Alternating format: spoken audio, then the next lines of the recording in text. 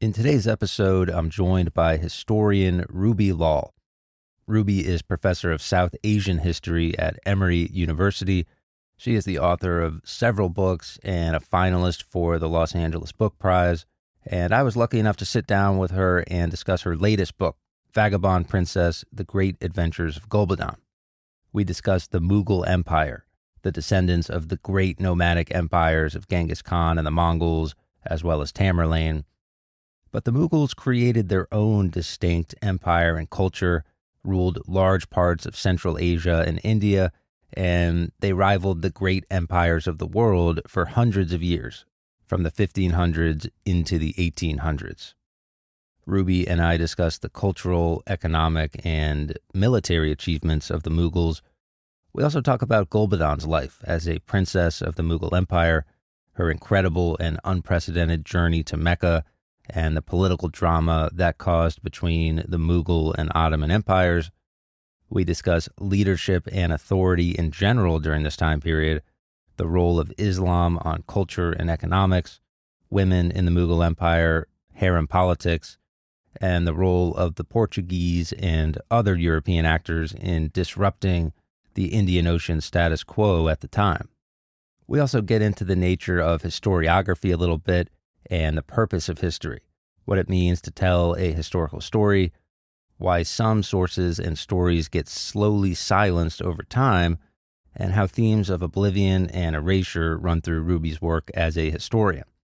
As you'll hear, she is an expert on these topics, and it was great to be able to pick her brain and hear some of the wisdom that she brings to the table. So I really enjoyed this one, and I hope you do as well. I thought maybe we could get started with, you could tell our listeners some of your background and what led you into wanting to be a historian, maybe specifically what led you into this time period of the Mughal Empire, and what sort of passions and interests got you into this period. That's a lovely question. It's a big question about intellectual biography. I grew up in India, in northern India in particular, and my family, grandparents and their ancestors actually, they were migrants from Pakistan into India in 1947. This is post-colonialism, and with independence of India and Pakistan, the two states were formed. And so my parents were, of course, very little when they came to India. I mentioned this because I grew up in a multilingual, multi-religious, multi-confessional background in some senses, in the sense that, my parents are practicing Hindus, but it's not something that was ever expected or imposed on us. In fact, my entire childhood was soaked with wonderful stories that my mother told me. And amongst the many stories, whether they were of the Hindu epics or dynamic women, Queen Victoria, of course, the stories were also of Mughal, dynamic women, storytellers, extraordinary people, mostly women, although I'm not sure that she was intending it to be that way. So this was the background. I mean, this is, of course, very early beginnings of interest in history, a very plural way of being, all of which is now under threat in India. And so when I got to college in Delhi, I was very clear that I wanted to study history, because I'd also had the fortune of having fantastic history teacher in school who was a marvelous storyteller. And so the stories really led to history in some senses. And the very specific interest in Mughal history actually is related to that plural upbringing. When I say multi-confessional, plural background, I grew up with a mother telling me always, look, when I walk in front of a mosque or a gurdwara or a Hindu temple, they're all houses of gods, and I bow in front of all of them. And she's certainly not exceptional in this. This is the sort of India I grew up in. And so I became really very fascinated by, as a history student, I saw that there was a lot of focus, very interesting focus on colonial and post-colonial histories.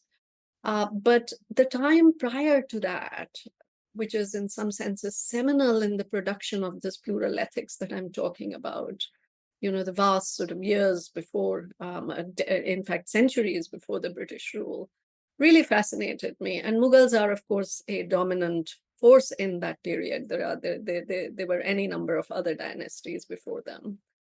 And I saw that this was a period that was studied, but not really overwhelmingly studied by students, partly because the records are in Persian, and it's no longer a living language in India. So this was a daunting task. And then eventually I became fascinated by one more layer. The layer also went back to my girlhood, which is that a very central focus of Mughal history, which is the gender dynamics, the presence of not only women, but really extraordinary other sorts of fantastic figures, such as eunuchs, such as wet nurses, such as cross-dressers, such as children. They were entirely missing from a male-dominated history. So all of these, I think, forces came together. But of course, this is a retrospective, construction of my journey. It's much more palimpsestic and much more, I suppose, fluid. Yeah, so that's such a great introduction to some of the things I wanted to talk about. So you wrote this book about this princess of the Mughal Empire, Gulbadan, who kind of goes on this fairly incredible journey for the time period, for sure. And I think it might help our listeners, and it might be helpful to kind of set some of the background context of what the Mughal Empire is all about. And like you were talking about there's this sort of pluralistic attitude. There's this incredible culture and mixing of religions and legendary leadership under Babur and Akbar. Like you said, I think this is a place and a time period in history maybe understudied in the West, certainly by younger kids, and really just everybody. So I guess my question is, how do you think we should think about the Mughal Empire as a whole? Where do they sort of fit in with the other great empires of history? And maybe you could kind of set the stage with that. So I respond to that lovely question, of course, through Gulbadan Begum, literally meaning Princess Rosebody. And she was the daughter of the patriarch of the Mughals, Babur, the founder of the Mughal dynasty in India, sister of the second, who was for a very long period in exile, and aunt of Akbar the Great, the most well-known of all the emperors. And she's important for many, many reasons, mostly because the Mughals were, like many dynasties of the 16th century, they were highly peripatetic. They moved from place to place. So from, their ancestors and themselves as a whole dynasty, parts of Central Asia, through Afghanistan, into India, back again, returned in 1526. And this girl was a witness to these, comings and goings. By the girl, I mean Gulbadan. She was the first girl, in fact, to come to India in Agra when her father finally established early territories in northern India in 1526, and in 1529 she comes. She was a witness, and a committed witness to this itinerant lifestyle, a lifestyle in which it's a royalty, but it's a royalty that lives in lime and mortar citadels. It's a royalty that lives in these exquisite tented, countryside. A lot of the time is spent outdoors, and it's also this tradition of the steppes, as they are called. Mainly, the dynasty, came several generations down on one side from Timur, or Tamerlane of history, and Genghis Khan, the Mongol leader. And the women, historically, in all of those dynasties, were highly accomplished in outdoor activities, great advisors. So this is the history that we are talking about. And these are the sorts of women that surround the princess. And she becomes, of course, the first recorder of this itinerant lifestyle, a lifestyle of freedom, of exploration, of adventure, of self-making, all of these things. But there's a time when she writes about this. She writes about it during the reign of the third Mughal emperor, who's her nephew, Akbar. Akbar actually means it means the Great. So it's a tautology to call him Akbar the Great. That is the Great. But he's also the first man who actually institutionalized the Mughal Empire. And this is a response to your question. The way we need to understand this dynasty is really, for much of its history, even after the grandeur was established, they were a peripatetic dynasty with great commitment to royal bloodline and to movement and to conquest.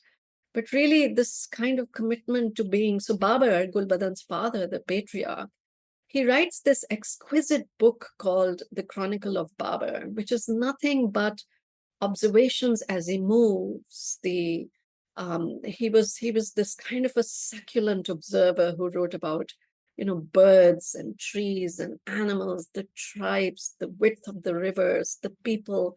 Everything fascinated him. And so this changes by the time Gulbadan is much older. Her nephew has established this grand empire. And as part of that empire, he builds the first walled harem of the dynasty, in which he suggests to the multi-generational women and Gulbadan is very much part of this older generation, that they should now live behind harem walls.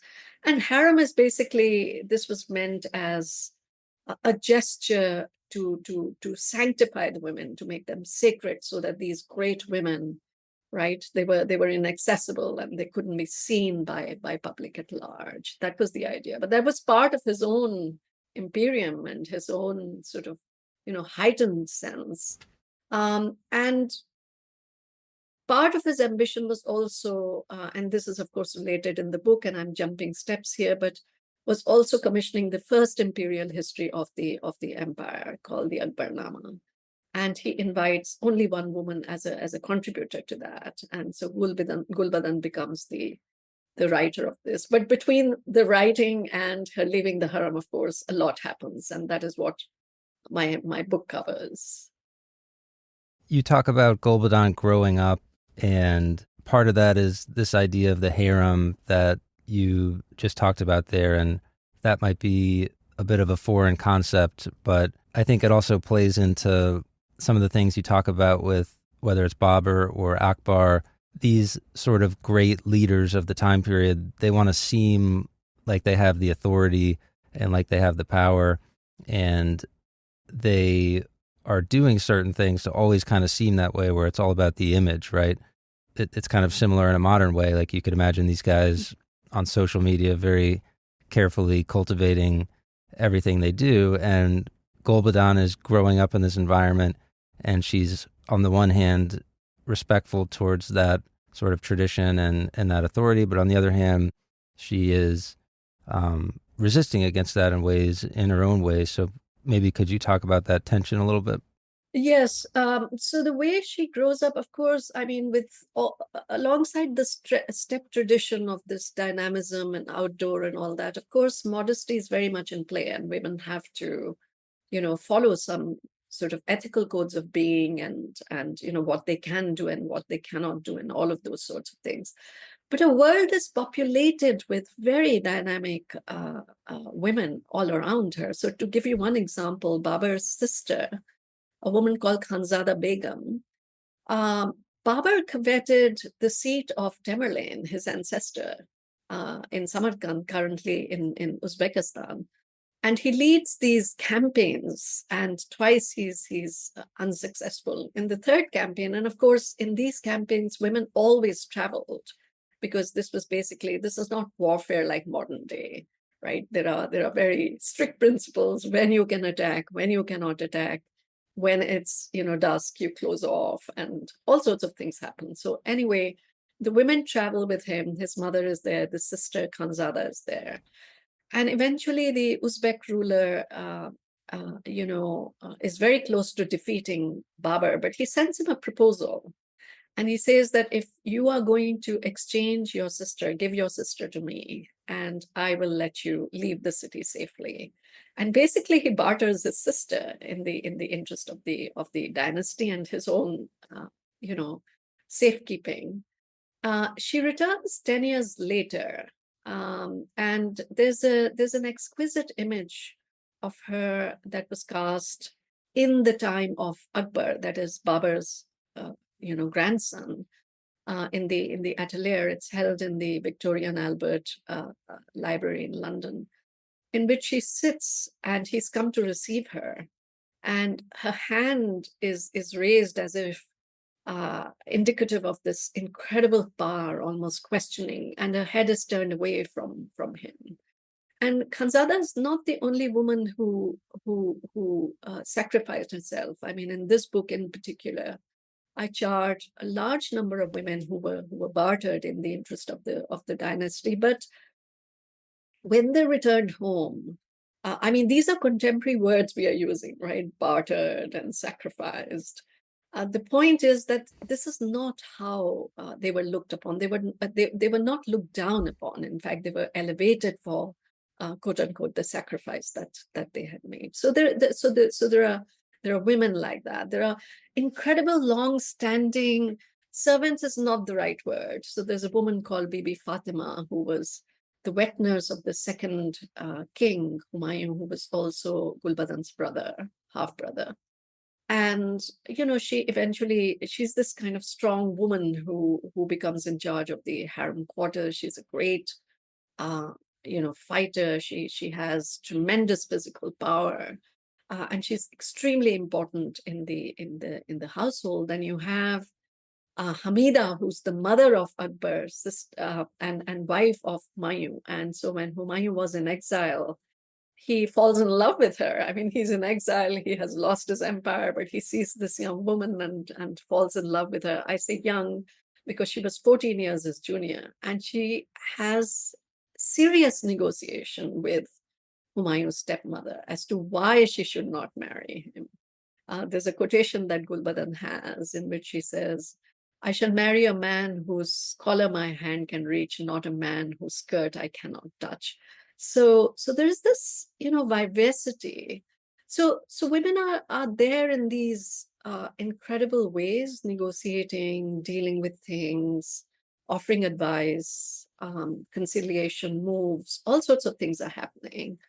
But the walled harem, the stone harem, does not exist in the dynasty till Akbar the Great, comes into the picture. And we are talking 1570s actually, and it's from the harem that Gulbadan, now 52, a great learned matriarch, will then undertake the most adventurous trip, which is the reason why I wrote this book.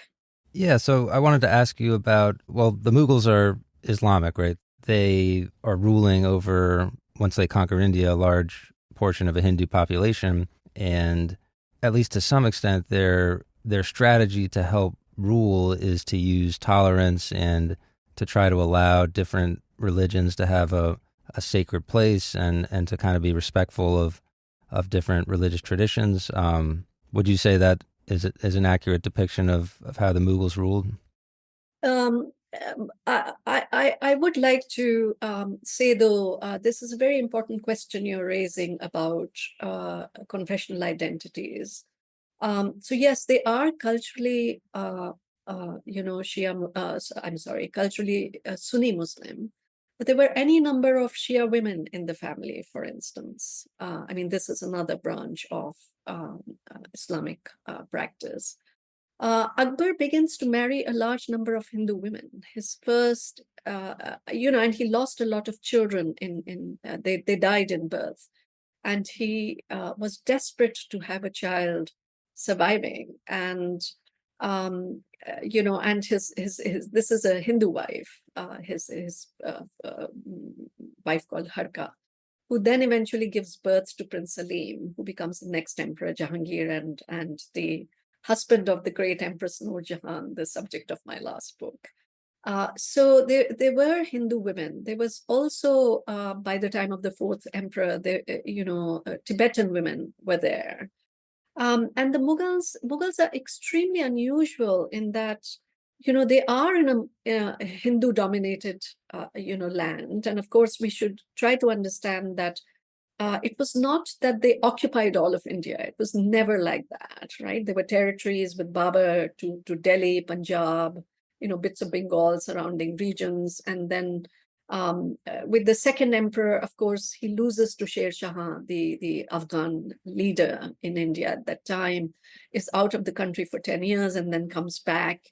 It's with Akbar that a very massive military conquest begins to take place. And then too, there is a huge amount of contest. Southern India, for instance, is never fully captured. There were, Rajas of the hills in eastern India and so on always contested authority. So it was a dominant power, but I think the authority was always challenged.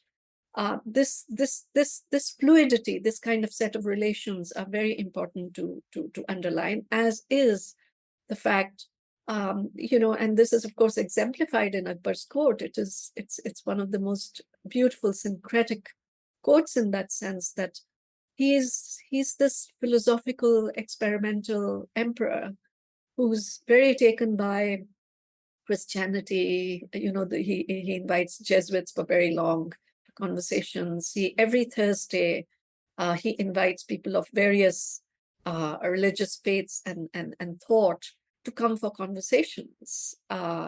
So it's a highly experimental. You also see this not only in the philosophical sort of exchanges of the emperor himself, but also the kinds of texts and manuscripts. For instance, the great epic beloved of the Indic populations, the Ramayana, the Bardic tradition centered around the story of Lord Ram and Sita, was beautifully illustrated in Akbar's court. And his mother, Hamida, who I was just talking about, actually had her own album. It's currently held in Doha as one of the finest, illustrated folios. Then in the architecture of the first harem that I was mentioning just outside Agra in Fatehpur Sikri, you can see it in the lattices of the women's quarters, in the architectural designs, in the alcoves. You see these inspirations from Western India, which are Rajputs, that are coming in. So I want to suggest that and you can see my own sort of relationship with this pluralism that I grew up with, and it began to flower in this world that I was fascinated by. So that's how I would present the Mughals in India. That makes sense. It absolutely does. And during this period, I think you mentioned a lot about there's Indian Ocean trade going on, and religions are being transferred across the Indian Ocean, and goods, and the Mughals are also close to the Silk Road, and you have all this cultural diversity and trade and religious mixing of different things. And like you just said there, that plays into how the Mughals ruled and the environment Gulbadan grew up in. So she's reading stories in her early years. She's interested in myths and history, and poetry. And even to some extent, you mentioned that perhaps the Mughal women of the time were a little bit, I guess you might say, ahead of other cultures, where, they were not necessarily entirely submissive. And eventually Gulbadan gets it in her head to go on this trip to Mecca. So maybe could you describe where that idea came from and why she wanted to do that? So we want to be very clear that it's an unprecedented journey, because she leads a group of women from the harem. So this is basically, the harem has happened and multi-generational women are living there. And my book opens with this scene in which she's sitting across from the emperor, saying to him that, look, I made a vow to God to undertake this pilgrimage, and I shall go now. Of course, she knows that the pilgrimage in the 16th century is not just a pilgrimage. There's just so much more that people did. And this was one of the things, I'll come to this aspect of the pilgrimage a little later on, about what did it really mean to undertake the pilgrimage. And Akbar, I was saying that he's this extraordinary, very eclectic, very playful emperor, but he's also a highly egotistical emperor. I mean, it's not any wonder that he establishes the grandeur as we know of Mughal India. That's when it really begins. Um, and he knew, so the millennial was approaching, and Akbar, like other Islamic emperors, like some big sages and saints, there was this whole ambition to declare yourself the millennial, the Messiah, right? That the millennial is about to happen. And basically, that meant the millennial sovereign was one that would basically be responsible for creating order in the world, for bringing harmony and balance and all that. So many of these guys had these ambitions to be the millennial sovereign.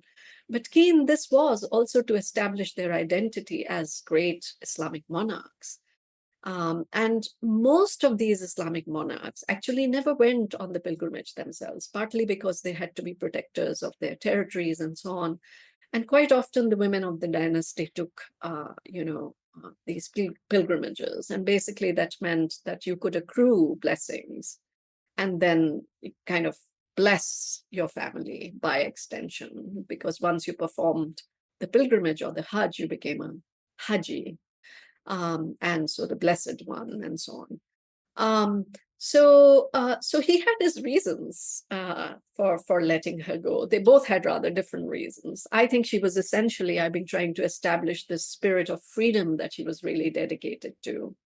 Having imagine spending all your life uh, uh, outdoors, basically, right?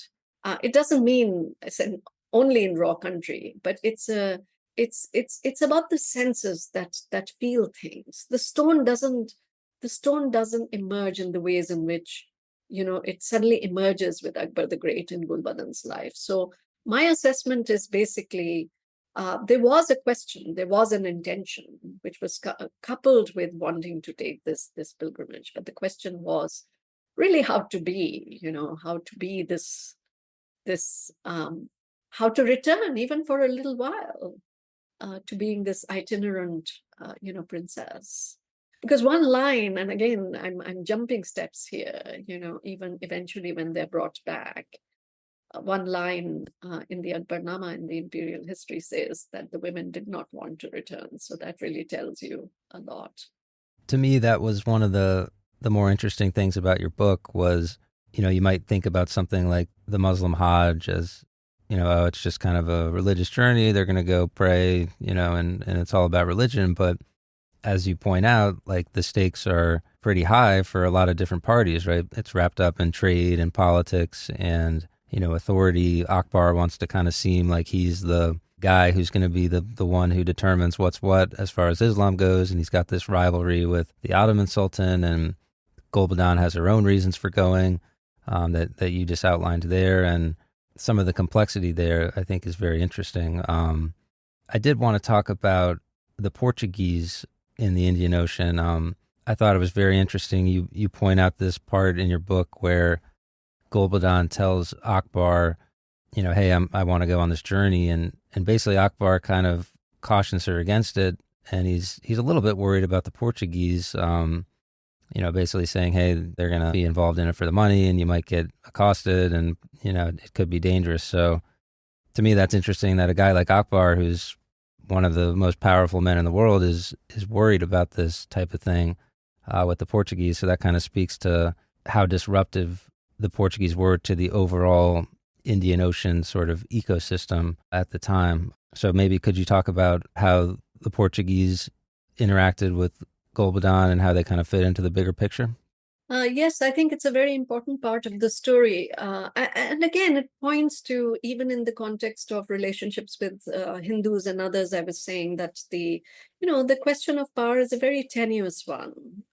There's always fragility. It's just too neat a picture in history that people tell about, the conqueror and the conquered. It's always much more contested and negotiated. So here, the Portuguese were in charge of the sea lanes, and very critical sort of trading partners, rather than partners, tradesmen at this time, in charge of the Indian Ocean sea lanes, and then also, of course, in the Persian Gulf and other. So this whole area that she would navigate. And they had installed this policy of cartas, that is, they had to take, whether they were royal ships or ordinary ships, they had to take a stamp from the Portuguese. And it seems like the exit point was Surat, which is a city in Gujarat. It sits on the western coast of India, literally on the Arabian Sea, and they had to exit from there. And it's Akbar had conquered Gujarat, and it seemed like he had also had an agreement with the Portuguese to get this cartas. But when from Fatehpur Sikri, when the caravan leaves and when they arrive in Surat, it turns out that the cartas wasn't ready, and the Akbarnama had, it has these very sanitized descriptions, as you might expect, because it's the emperor's account. It just basically says, the women were delayed. And my curiosity is always piqued by these one-liners. I always find them tantalizing, and I feel that there is just so much more. And turns out, yes, there is, because I began to read the first Jesuit missionary, Father Montserrat's commentary. It's called the Commentary, this text, in which he too has this very tantalizing line that he said that Gulbadan's cortege was able to depart only after she gave the Portuguese a town of Butsaris. So I was very intrigued. I thought to myself, where is Butsaris? And Butsaris, what he called Butsaris, is actually a town named Bulsar, which is 60 miles south of Surat, where they were staying at this time because the Cartas wasn't ready. And it's a very rich agricultural land. It's full of, mangoes and that there's a local lovely dry fruit called chiku and lots of other things. And so I culled a lot of information based on that one line from a variety of other sources. Turned out a man called Kalyan Rai, a local tradesman, was involved in the negotiations and so on and so forth. So eventually there was a scene that I came across from the account of an officer, a man called Bayazid Bayat, who Gulbadan knew for a very long time, who led a journey 2 years after her. And when he was exiting from this very place near Surat, the Portuguese had actually stopped his ship and, took his son out for a day. And so he details all these negotiations. Now, these negotiations will not have been any different in the time of Gulbadan. But the reality is that you are astounded by this diplomatic negotiation of Gulbadan giving this land that apparently Akbar had given her. It was very typical for women to hold these, revenue generating lands. And it's only then that they were able to, disembark and set out on their journey. They sort of overcome just getting out of the Mughal stronghold and convincing Akbar to let him take this trip. They get through the Portuguese. They finally make it to Mecca. And pretty quickly, things start going awry, at least from the perspective of the Ottomans, who were controlling Mecca at this time. So maybe you could talk about what happens once they arrive at their destination. Yes, so of course, traversing Indian Ocean, going up, stopping in Jeddah, that was the first port of entry. And then, of course, the land route from Jeddah to Mecca. And so before I respond to that question, I do want to say that, I think this will put the story in perspective a little bit. I was the first scholar to study Gulbadan's, manuscript, which is held in the British Library. And as it exists, and as it existed when I saw it, it breaks off on folio 83. And based on this book, I had actually, my first academic book is about a whole history of the making of the first imperial harem, but its central contributions to the making of the empire. So, this was a book I had known as a young scholar, as a graduate student and so on. When I got on the road 2 or 3 years ago with my last book, Empress, The Astonishing Reign of Noor Jahan, people who had read that book saw that when the Empress, which was, she was baby Noor as she was coming into Akbar's, her father was coming into Akbar's court. It was at that point Gulbadan was leaving for this journey. And so her leaving and the negotiation attracted a lot of people, and they started asking me about her. And that really led to my rethinking, and I felt that I had to write a biography of this woman, not simply because she's the sole woman historian of the Mughal Empire, but two things. It piqued my interest that the folio 83 is a breaking point, and no other manuscript, no other edition or a copy of this work is to be found, when it was actually standard in the Mughal court to make more than one or two. At least six was a standard to make. So this is where my journey started, and then I dug in, and the second thing that caught my attention, which of course I knew, but I wasn't paying attention to it at that point, was that the women stayed in Western Arabia for 4 years, right? You could well accomplish a pilgrimage within a month and return, as did the Hajj commander who went with them. So why is it that the women stayed in the Hijaz for 4 years? And the more I dug in, the more I found out that there was a whole scandal around their stay. And that is the scandal you're asking me about, which is related. So Western Arabia and Egypt was conquered by the Ottomans of Turkey in 1517. And, like Akbar, the Ottomans never traveled to Mecca and Medina. Though this is a slightly complex, not slightly, very complex area to bring under your domination, essentially because the Ottomans were not a direct descendant of the prophets. So what was the ground upon which they would establish their legitimacy as rulers of the holy cities and the wider region?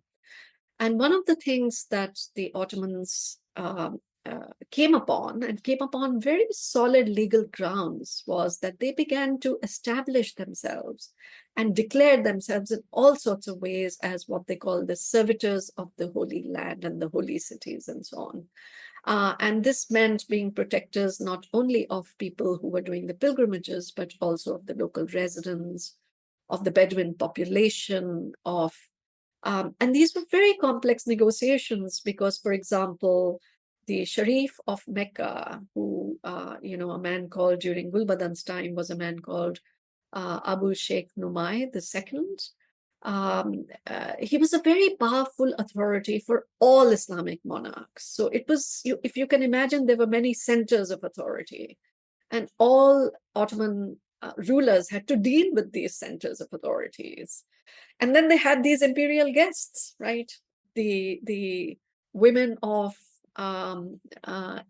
his co-sovereign of the times, if you will, Akbar the Great. So a key to establishing his authority, and so the ruler at this time, the Ottoman ruler, is a man called Murad III. And the key in this authority is a term called sadakat. And this is, so he issues basically 6 eviction orders against the Mughal women, which are presently housed in the National Archives in Istanbul, which I then studied. And there are 3 terms that are used, but they come at different points in these eviction orders. One is a term called sadakat, which is a very complex term, I suppose, to explain. It is not just giving alms. It's very deeply tied with benevolent acts, right?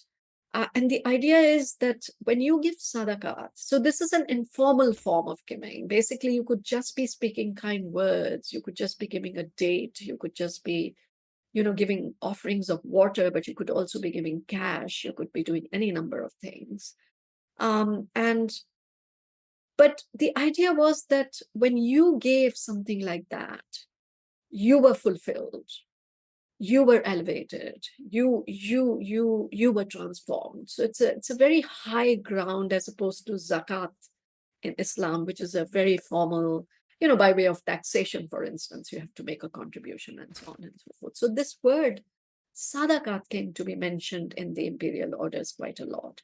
The second word, from which also the title of my book arises, is called mujawwir in Arabic, which means, again, a rough translation would be sojourners, but that's not really what it means. It means people with extended stay. And there was this is the history in Arabia that I dug into from and the Ottoman records are extremely rich in this, both the histories and the records, which tell you of these, innumerable men and women over centuries who had been spending time. And this is what led to this idea of, what, or the question, what does a pilgrimage mean? Do people just go perform this pilgrimage and its rites and come back? No. In those days, in the 16th century, people lived for extended periods. They went to theological schools. They had travel itineraries. They took in the beauty of beautiful buildings. I mean, there's any number of 16th century treatises that I studied that are obsessed with cisterns that the Persians built. These are particular forms of restoration of water. I got very heavily into studying the topography, the character of the sand, the geography, how people traveled, what they wore, because our ideas of, at least for historians, the ideas of pilgrimage are very much structured around very gorgeous, but I think anachronistic from a 16th century perspective, accounts of people like Sir Richard Burton or Arthur Rimbaud. I mean, they're really gorgeous accounts and very helpful in thinking, but not applicable to this time. So these were all part of things that I wanted to study. I wanted to find out where all this group went, what were they doing, where were they dispersing the sadaqat, right? That Murad got so furious about, because they, in this dispersal, of course, they walked all over his authority, the very ground upon which he would be the servitor of the people of, Western Arabia. Sorry, that's a very long answer to your question, but No, I mean, it's interesting what you were talking about with the complexities of power. And, this is one of the bigger themes of your book overall. You call it oblivion and erasure, right? And, it's kind of a common phrase to hear the term history is written by the winners. It's kind of a cliche.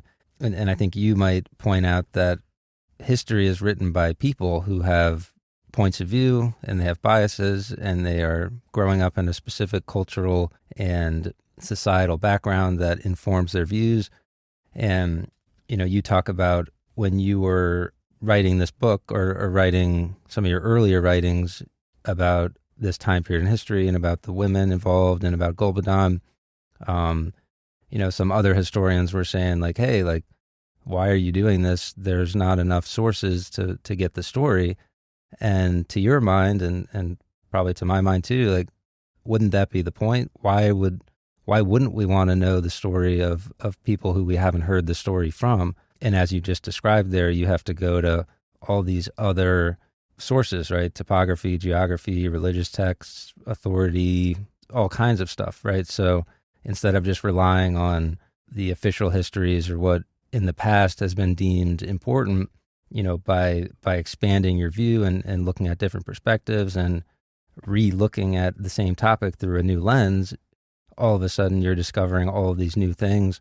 And like you're pointing out in the book, you kind of discover that Gulbadan is, passing out alms to the poor, and she's attracting crowds to Mecca. And all of this is ticking off the Ottoman rulers who want to seem like they're in charge of Islam, basically.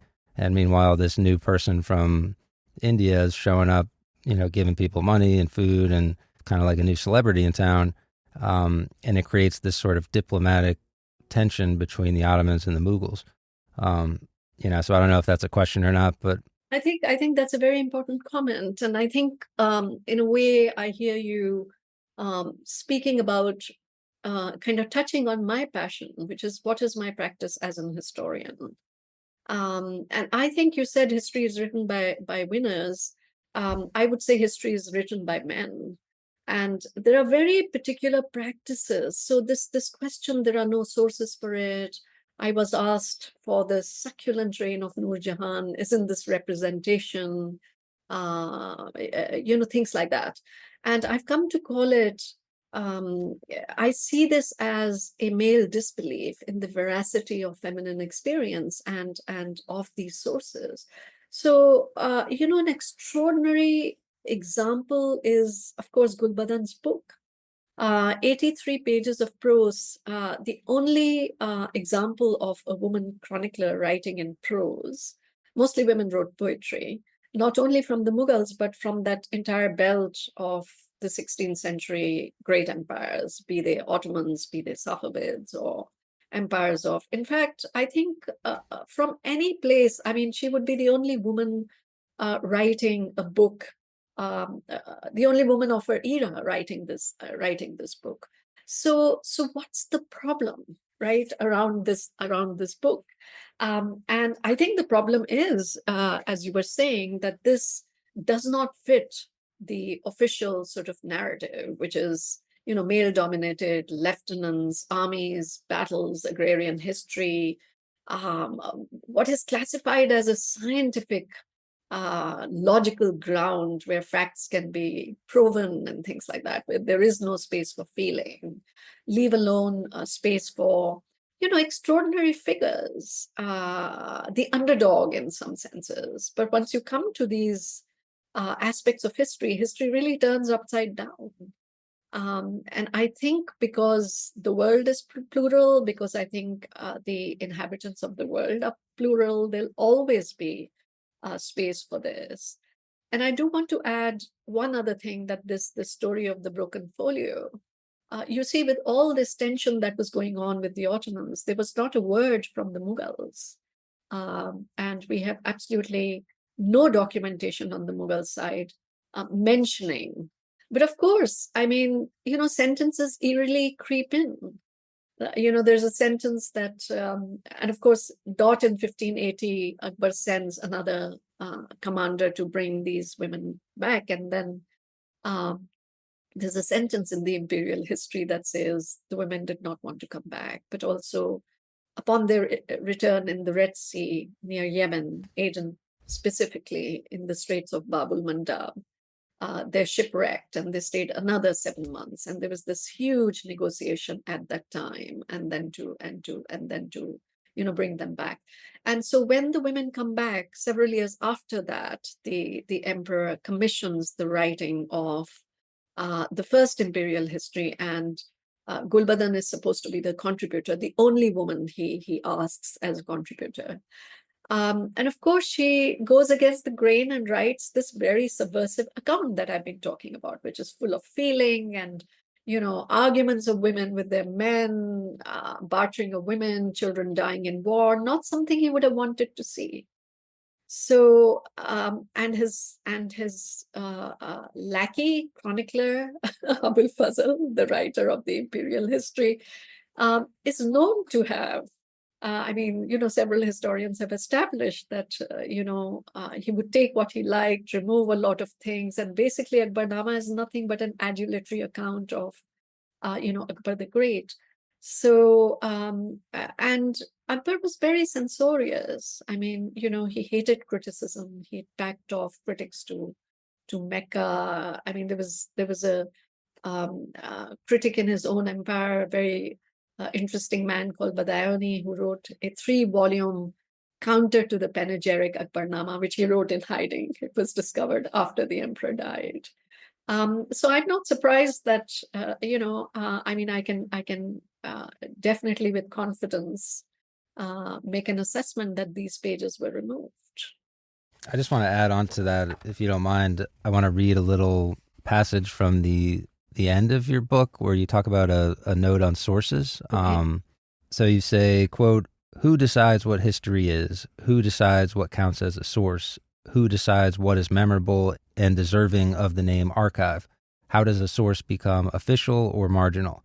How have the most important Mughal sources been preserved and become available to us? Who writes them, for what purpose, and what happens to their narrative and information in the process of collating, editing, and translating? Surely these procedures are critical to the way in which a source is archived, made into a source, and read. Such questions are not frequently asked in Mughal history because both the history and the archive are considered established for all eternity. End quote. So, that's one of the things that's a little bit of a theme in my podcast, is this idea that, history is not set in stone. So I think there's a large understanding of history in the public as like, hey, just give me the facts, tell me what happened exactly as it happened, and, let's just stick to everything we know for sure. But as you're pointing out, and as you do in this book, there's things that are in the historical record that we haven't really told the full story of. And sometimes it takes years down the road and new perspectives coming in and looking back at old events and sort of reshaping them. And you have this dialogue between the past and the present that really, in my opinion, is what history is. So the example you used there is, there's that sentence in the official Mughal history about this journey of Gulbadan. The woman did not want to come back, and you could just take that as, your historical fact and move on, or you could dig into it from a new perspective like you did, and uncover new realities and new truth, really, based on that. So how would you respond to someone that says history is kind of set in stone? I think history is a practice. It's it's a deeply philosophical discipline. And there are ways, it's not, I tell my students most of the time that, the records, yes, records are in the state archives, they are in private collections, all of that, but it's not, history writing is not as simple as just going somewhere, picking out a record, and then, there you have your history, you have your truth. I mean, there's just so much that's embedded, which is why I use the term practice. I use this with great care because, um, why is it that historians marginalize certain texts, right? Why is it, what is the authority of the state? Why is it legitimate that the emperor, commands a history to be written? Well, the same emperor commanded his aunt to be writing this history. So what happened? There's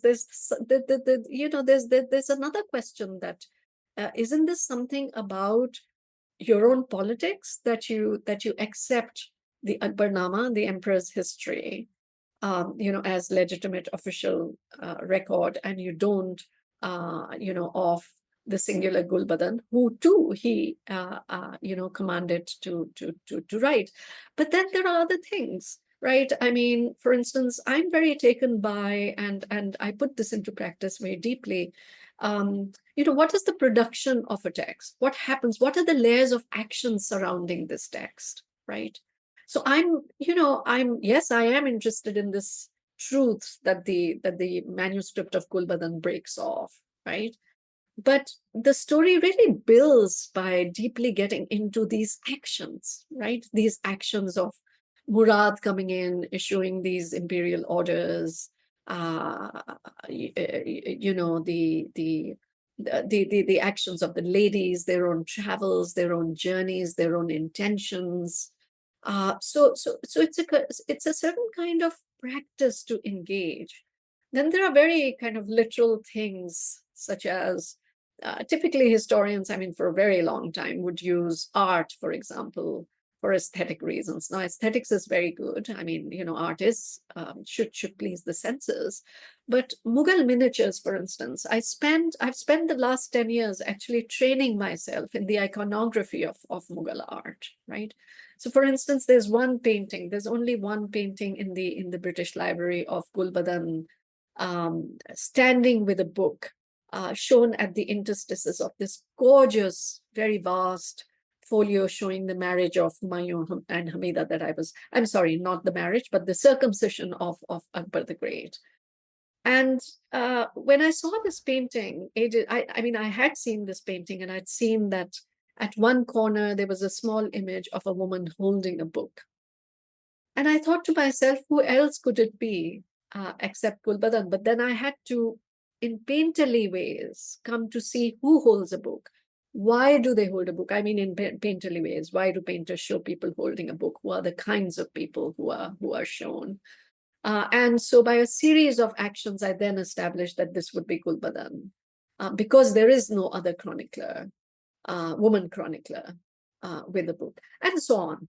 So I would say to people who say that there is a fact and there's, history is set in stone, I would have a debate with them about so-called the truth of history. I would say, fine, let's have a conversation about the truth of history. Because I can, we can talk about many ways of thinking that problem of the truth or set in stone. A very complex answer there. I wouldn't have expected anything less. While I have you here, I wanted to ask another big picture question that relates to your book and your kind of overall career. But it's sort of related to the way that we look at history as a story and the way that we view the past and how should we view it. Like you said, in a philosophical way, maybe even in an ethical way. So I wanted to ask you about these Mughal leaders, and we could probably substitute any great leader of this time period, Babur, Akbar, Tamerlane, so on and so forth. So these guys are kind of in a constant state of warfare, right? It's different than the way it is now, where we can say World War II ended in 1945, and then we had peace for a year, and then the next war started. Like you pointed out earlier, these guys are constantly in this negotiation between outlying provinces, and they're constantly with their armies on the move, and there's sort of this constant rotating, sense of conquest. And that's not to overlook the internal conflicts, right? You talk a lot about, we didn't even talk about this, but there's assassination attempts, and children are getting poisoned, and there's all kinds of crazy stuff going on inside the internal politics of the empire. And yet, on the other hand, like, aside from being kind of brutal military leaders, these guys also, they, like you said, they bring in all the religions, and Akbar is, talking about Buddhism and Hinduism and Islam with religious leaders, and, they're into poetry and art. You have a lot of scenes of Babur and Akbar walking through their gardens with the women, talking about, all kinds of cultural things. So how should we view these old school leaders? Because the reality is, in schools, and you have a very limited amount of time to teach people about, a certain empire or a certain leader. Some of that grand story that we've been talking about, just logistically, might not be possible to fully expand upon that. So I know this is another hard question, but how should we view these leaders like Akbar or Babur? It's a very important question, I think. I mean, the short answer is that we have to remember that they are human beings, which means that they are vulnerable, right? Which means that they're not all victorious, all, wonderfully achieving great conquerors all the time. They also lose, right? They also have heartbreaks. I mean, I mentioned Humayun chasing Hamida for days altogether, right? They're also ferocious. They're also philosophical. So I think how would one say this in a school textbook? I think one would. It's a question that really interests me, because I'm actually, just finalizing my last book for young adults. So it's a question I think about. I think you can. I think you can be succinct and yet bring all these. I mean, for young adults, do not mean that they are half adults, right? I mean, they're full adults. I'm sorry, they're young adults, But there is a particular form then you have to acquire. I mean, it has to be, quick, it has to be succinct, your story and your episodes have to be right, it has to be light on things. Dates are a big problem for students, whether they're young adults or adults. I think creating visuals to embed chronology is a great technique that works with students. So things like that. So I don't think it should be I think students are these days. I find students are extremely agile and raw and interesting, and they can take the complexity of a character that is both, that is vulnerable and also strong at the same time. So underlining the humanity of people, that these are not cardboard characters, right? I think that is really important to emphasize. And this is where your women chroniclers become very interesting, because that's the vulnerability and the joy, the pleasure, the eccentricities they're able to bring. And I think younger people really link with that. I think that's well said. I'm definitely mindful of your time here. Is there anything that we didn't cover here today that maybe you wanted to point out? I think it's been a lovely conversation. I think I do want to say that this book is at once, about women's senses of freedom as it's involved in the making of empire and global histories. But I would emphasize the fluid, contested, eccentric senses of histories that people like Gulbadan bring to the world. Yep, and there's definitely a lot in this book that we didn't talk about, and you do a great job of sort of, adding context and explanation to things that might not be entirely obvious to the reader. So I highly recommend it. Ruby Lal, thank you so much for coming on. Thank you. It's been a pleasure. Hopefully I'll see you for the next book. Okay, bye.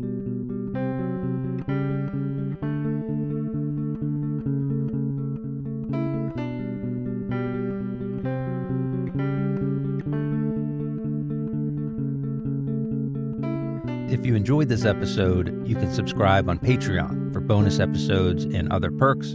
You can also join the Patreon for free to get a monthly recommendations email and a sneak peek at what's up next.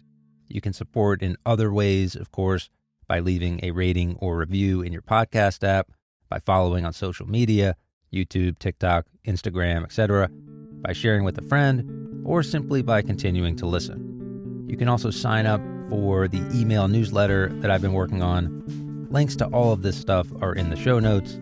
Any comments or suggestions you can send to reflectinghistory@gmail.com. Thanks for listening. As always, that's it for now.